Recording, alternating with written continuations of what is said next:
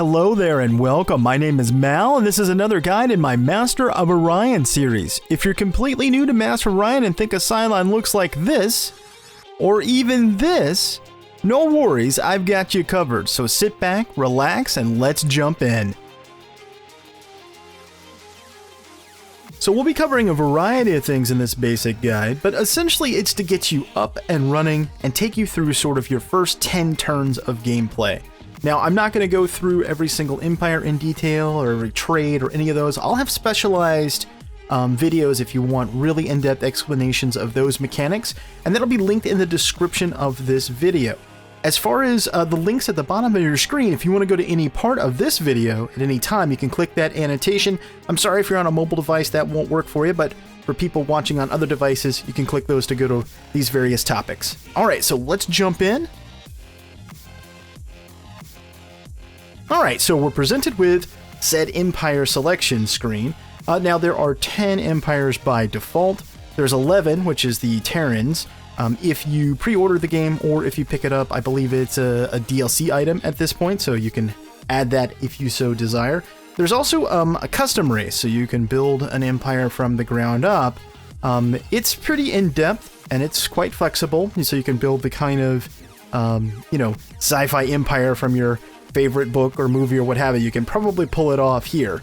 Now, I will go into this again in a separate video because building custom races and the balance and what all these different things mean is relatively in-depth. So for this one, we're just going to select an empire, and for the purposes of this series of guides, I'm going to use the humans. And the reason I'm using the humans is because, especially for beginners, it's a very easy empire to sort of get into. They have sort of a broad scope of bonuses. It makes it easier to interact with the other Empire AIs. So let's go through this briefly. They get Diplomat, so their starting technology is Government. They also get plus 5% morale. They get Charismatic, so they have improved negotiation and improved disposition. So it's much easier for, like I was mentioning earlier, it's much easier for you to interact with the other empires controlled by the AI. They're more likely to accept your deals. They're less likely to go to war. So that's very, very powerful. Actually, it gets overlooked, I have noticed, by a lot of players, but this is a very powerful trait, particularly if you're playing on lower difficulties, and I suggest that you just start off probably on normal unless you're a very experienced 4X turn-based strategy player. I think that'll give you the best experience. They have traders, so they get treaty bonuses as well as trade good bonuses, so they generally have better income than the other empires. And then the disadvantage is that they're not all that great at keeping their secrets, so things can get stolen from them a little bit easier. They could potentially have other things like buildings and whatnot destroyed or famine, things like that. But there's a technology that can sort of overcome that. So I suggest that you play as the humans. Again, it's a good overall empire, so that's what we're going to do. This will bring you to now the new game match setup. Okay, so there's a lot of information here, so the bulk of the guide will be about these settings because it can drastically alter your experience. The first thing you have is the galaxy type, and I'll give you the very basics here. If you want to have sort of an open experience where you can contact anyone, you just have to sort of find them, then you're going to want to go with the default circle. If you want to be off on sort of your own arm, maybe potentially with like one other empire and sort of have time to build up, then go with spiral. And then if you want sort of a mix, then go with cluster. Now, what I will tell you is that for both spiral and cluster, in order to actually get access to the entire map, you're going to have to research a technology that's fairly far down the tech tree, which will actually open up those sort of restricted star lanes. So if you want to be able to go everywhere from the start, then I say you go with circle. And for your first game, I would go with this just to experience it. Even if you run into other empires and they happen to be hostile right off the bat, if you're playing as the humans, you probably can negotiate your way out of it. But if not, it lets you experience the game right off the bat instead of delaying things for you. Size, small, medium, large, huge. This just dictates the number of star systems that there are. Folks have said that it's not as big. The star map's not as big as they would like, even on huge. And I would tell you, I've played a lot of Master of Orion during its early access phase. I've played it for months before the release. And I guess it just depends on how long you want a game to be. But you can expect if, say, you take like a huge map with the maximum number of AI opponents and you play it out to the very end, that's going to be a pretty considerable investment in time. 20 hours, 30 hours, somewhere in that neighborhood. So I guess it's all a matter of taste. Again, I would suggest just going with medium, the default. In terms of galaxy age, you've got young, average, and old. Now, what this changes for you is that the difference between having more organically rich planets or having more mineral-rich planets. So basically growth versus industry on the planets that you find. Until you get comfortable with it, I'm going to recommend, again, you stay with the default, which is average. Starting age, post-warp, you've got pre-warp, post-warp, and advanced.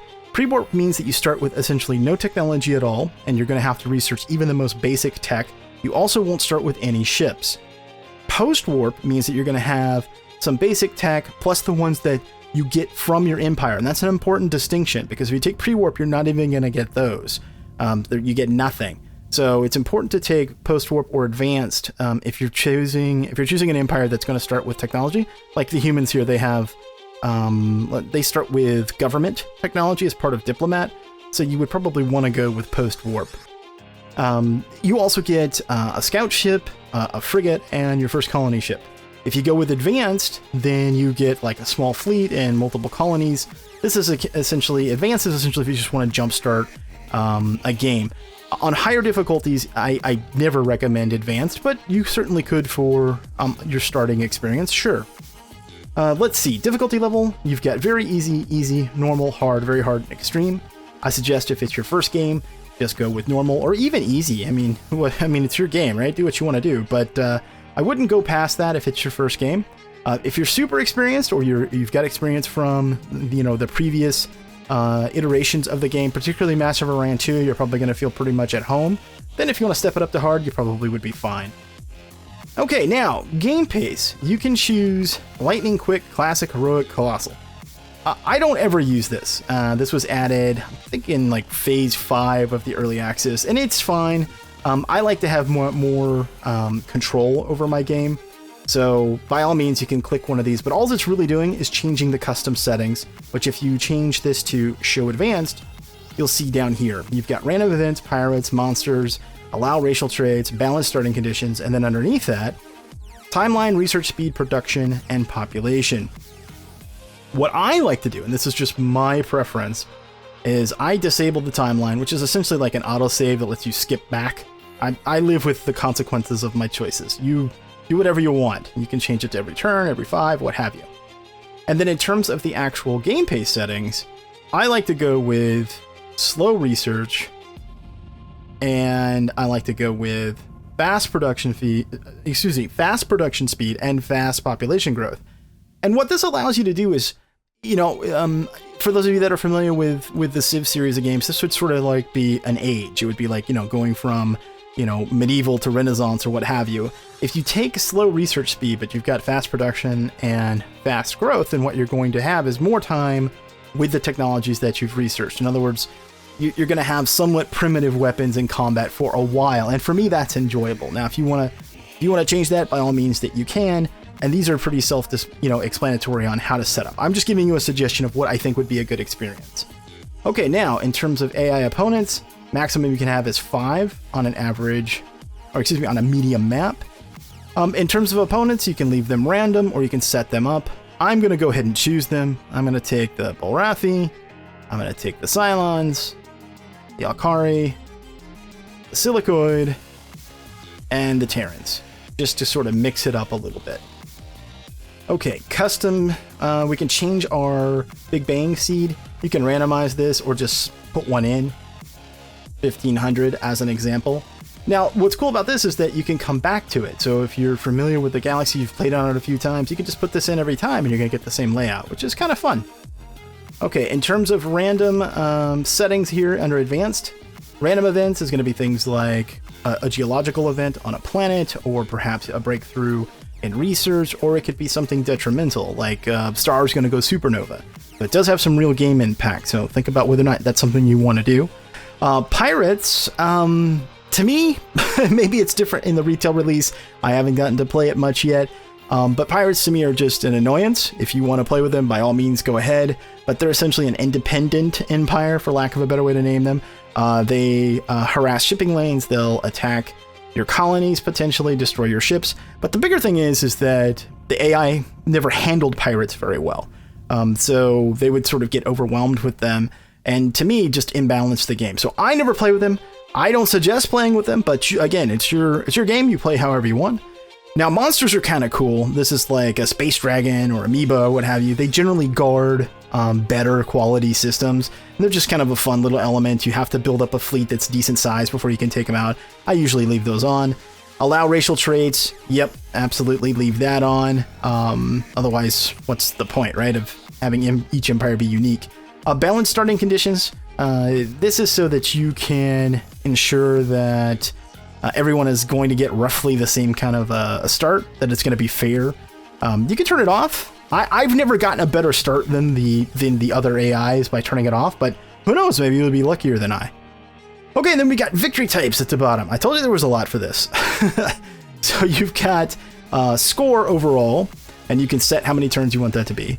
Diplomatic, where you win via a vote of the Galactic Council. You can win a science or technology victory. You can win an economic victory, or you can just take out all of your opponents. You can win that way as well. I'll just leave all those enabled. All right, let's jump in. All right, so we find ourselves here in Seoul. And since we did post-warp, we have a colony ship, 2 scouts, and a frigate. Now, let's take a look at all of this stuff that we got here on the screen. In the top left corner, you've got your income. Right now you can see we've got 50 credits. We were getting 12 per turn. And if you hover over, it gives you a breakdown. Then we have our command points. We're currently using 4 out of 15. Command points are the number of craft that we can have, the number of ships that we can have. And that includes what would be considered civilian ships too, be it civil transports or standard transports or what have you. There's not strictly combat ships. Scouts and whatnot also account for that. And then the number of current research points that we have. When I click on a planet, it's going to take me down to planet side, and we've got 3 main statistics. We've got research, food, and production.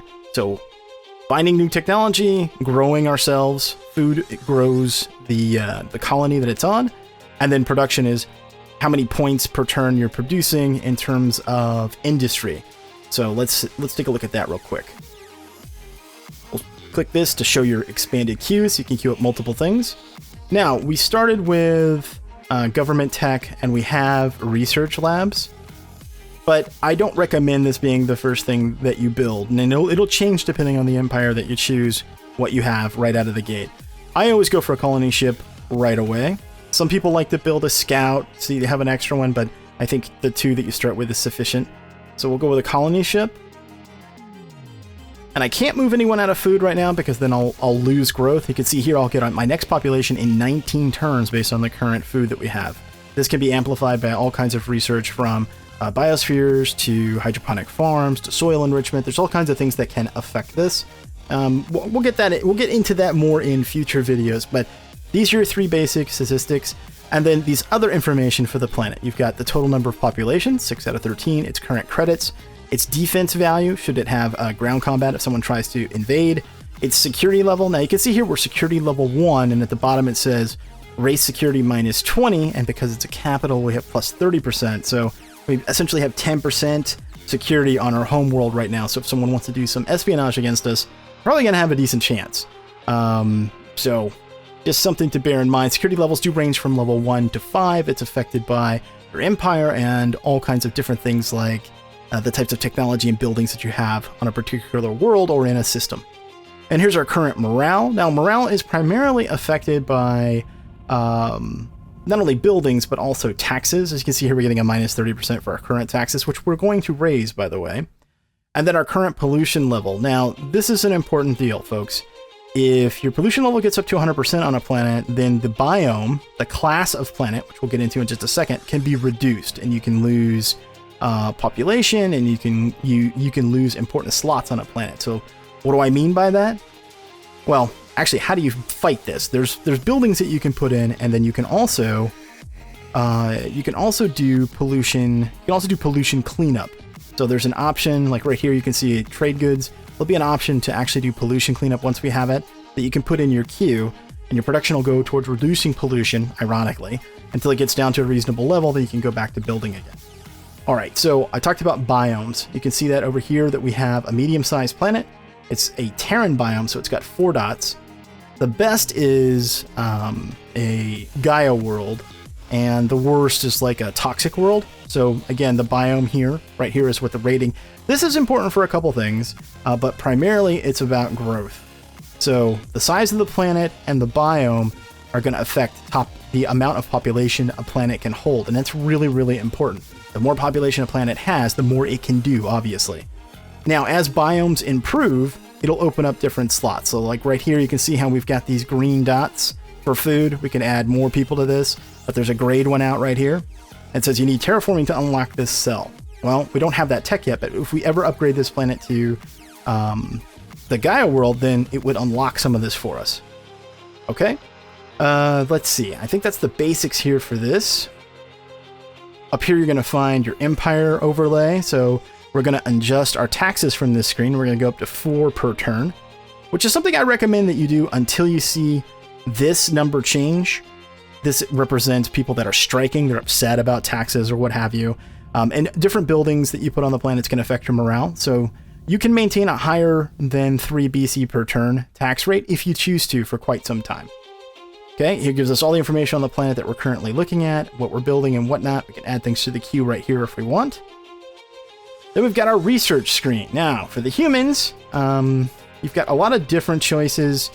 But I think that early on, the best thing that you can do is automated factory. So I'm going to select that. Gives you +2 production, and then it also gives you bonuses per slot that you're working on a planet. So we're going to grab that. And if you want to look at the entire tree, here you go. And you just hold down the button to sort of scale forward. It's quite lengthy. I'll probably end up doing another guide that talks about what to research and when and why. So be looking for that if you want additional information about this. Okay, so we've got Empire screen, research screen, we've got diplomacy. Currently, there isn't anyone for us to talk to when we bump into somebody. Hopefully, we'll be able to add that in. Espionage, we do not have a spy center yet, so this is not in effect. Once we research that technology and build a spy center, we'll then have access to the espionage. Blueprints, this is where we can build and maintain our ships. You come in here, you select an empty slot, you pick what you want in terms of class, and then you can edit things out by simply clicking. We don't have any tech yet, so there's not much for us to do. But it updates on the fly, which is kind of nice. So as you change something here, let's say weapon system or something, it'll change the statistics over on the side. So the amount of attack, combat speed, and whatnot. None of this is critical to understand when you're first starting out. It'll auto-create blueprints for you. But again, I'll make a more detailed one video for that later. Planet overview, number of planets we've discovered, our current fleet, and then the path to victory screen. I talked a little bit about this in the opening. So you've got score, victory, conquest, tech, economic, and diplomatic, and it tells you exactly what you have to do as you're going along. Also right here where it says view time graph, once you've encountered other aliens, you can look at this and you can compare different statistics between yourself and other empires to kind of give you an idea of how you're doing as the game goes on. Okay, so let's see. We need to scout things out, so we're going to select just the scout. We do this by selecting the fleet, and then within the fleet we're going to left click just the scout, and then we're going to right click where we want it to go. And as I suspected, that was just a gas giant, which right now has very little value for us. So we'll send the rest of the fleet out. If you select this right here, this is auto turn complete. You select that and then hit next. It'll take you through until there's like sort of an event of consequence. But remember to send your ships to do something if you've set that.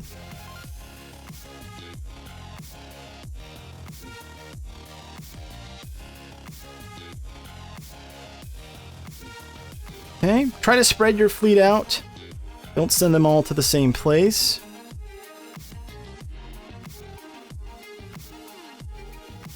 Oh, look at that. So we've got a medium ocean, which is also a level 4 biome. It's mineral abundant.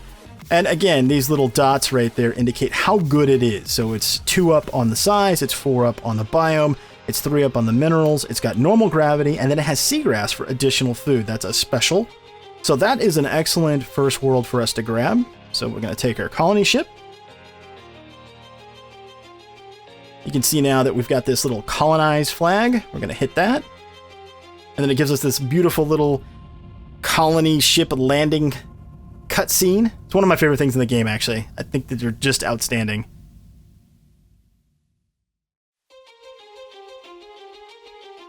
And now we've got our new colony. Now we can't do a whole lot here yet, because if we take someone off of food, and it's showing that it's okay because this has seagrass and it gives us +2 food, but generally speaking, you won't be able to do that. So you won't have any production on the starting world if you're playing as the humans until you have that automated factory, which, if you recall, this is what we're researching right now. So once you have that, or if you pick something like hydroponic farm that can add food that will allow you have 2 choices. You either need additional food so that you can move someone off of here and put them in production, or you're going to need some automatic production like the automated factory so that it can actually build things for you on a new colony. Now, as the game moves forward, there's all kinds of things that you can do to beef up a colony faster. You can send civil transports to add population. You can get advanced colony ships that give you all basic infrastructure when you land. There's a lot of different things that you can do, but for starters, this is what you're faced with. So when you get to a new world, this can be a confusing thing for people. When you get to a new world and you're like, oh, I can't do anything. Yeah, you can't. But it's still important to colonize a decent world as soon as possible because it gets this timer going for the growth. So even if I didn't get any additional tech, in 19 turns, I'll have another population, I can move it into production, and then I can sort of get going. Hopefully that makes sense to you. We'll choose production even though it's not really going to do anything right now. We'll just set it for trade goods. And yes, I could, in theory, move it off because it has that special on there, but you're probably not going to have that circumstance, so that's why I'm not.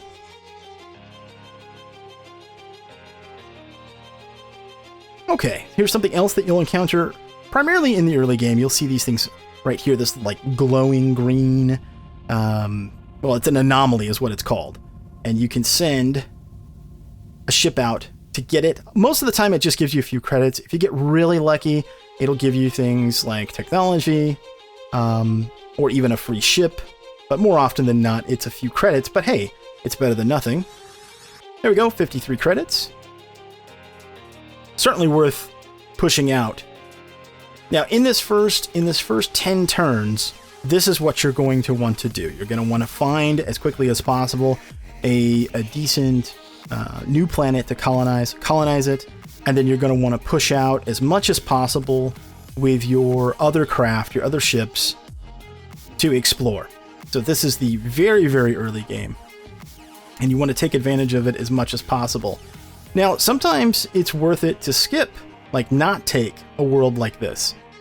Even though it's really good and it's close to you, it's sometimes advantageous to push forward and say, take a planet that maybe isn't that great. Like right here, we've got a large, barren, mineral poor, and you're thinking, oh, why would I take that, Mal? Well, if you look at the map, this looks like this is going to cut off access. And since you have to travel along these hyperlanes, controlling access points between systems is a good thing in terms of protecting yourself in the long term. So just something to bear in mind.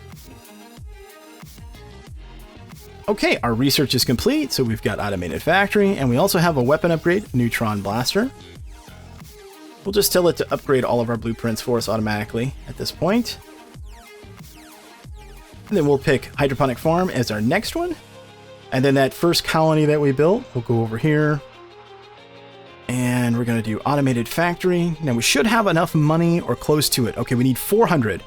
So as soon as I get to 400, I would then buy this to instantly get the automated factory, and then this colony would essentially be up and running.